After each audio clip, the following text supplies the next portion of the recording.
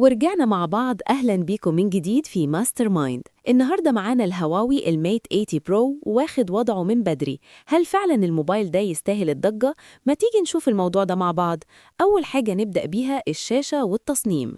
أهلا بيكم من جديد. أول ما تمسك الجهاز هتلاقي معاك 675 بوصة مع وزن 219 جرام مع سمك 8 ملي.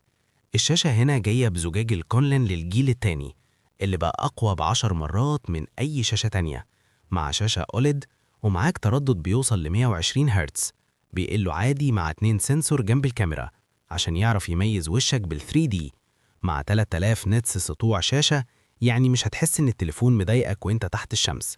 مقاومة المية هنا بتوصل IP68 IP69، حماية ممتازة، يعني ممكن تنزله على عمق 6 متر لمدة نص ساعة، ممكن تنزل بيه المية عادي. انت لسه معانا لغاية دلوقتي وما اشتركتش؟ فرحنا كده بسبسكرايب ولايك عشان تدعمنا. معانا بقى المعالج بتاع الموبايل كيرين 9030، معالج قديم شوية لكنه جبار، هيديك أداء فيري سموث، مش هتحس بأي دروب فريم، مع العلم إنه بيلعب 120 فريم في ببجي موبايل و90 فريم مع HDR. التليفون مش بيسخن خالص عشان فيه تبريد بكثافة، فما تخافش من حتة الحرارة. نيجي بقى هنا لحتة البطارية.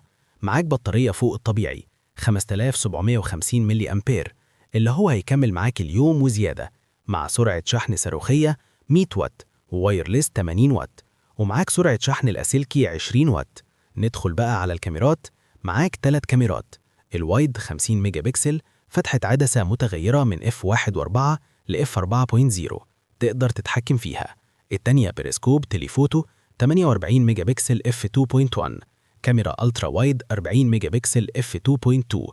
وعايز أقولك إن تجربة التصوير هنا ممتازة، الصور طالعة بإيدت كده تحسها، يعني هو أنت مش محتاج تعمل إيديت على الصور بتاعتك، هتلاقيها ممتازة، ألوان حلوة جدا وهتعجبك.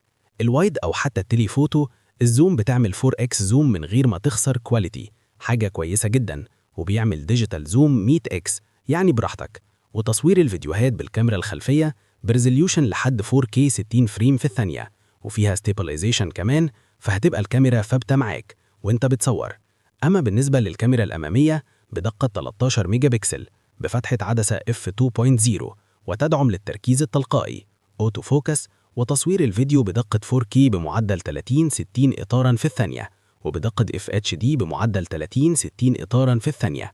معاك مستشعر زي الجيروسكوب والتسارع والباروميتر والبوصلة ومستشعر التقارب للمكالمات، والسماعات جاية ستيريو لكنه ملهوش منفذ ل 3.5 ملي.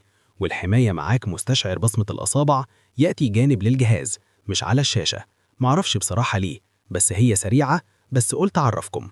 مساحة الجهاز متقسمة ل4 فئات، 256 جيجا ورام 12، و512 جيجا ورام 12، وجيجا 512 ورام 16، وتيرا مع 16 جيجا رام.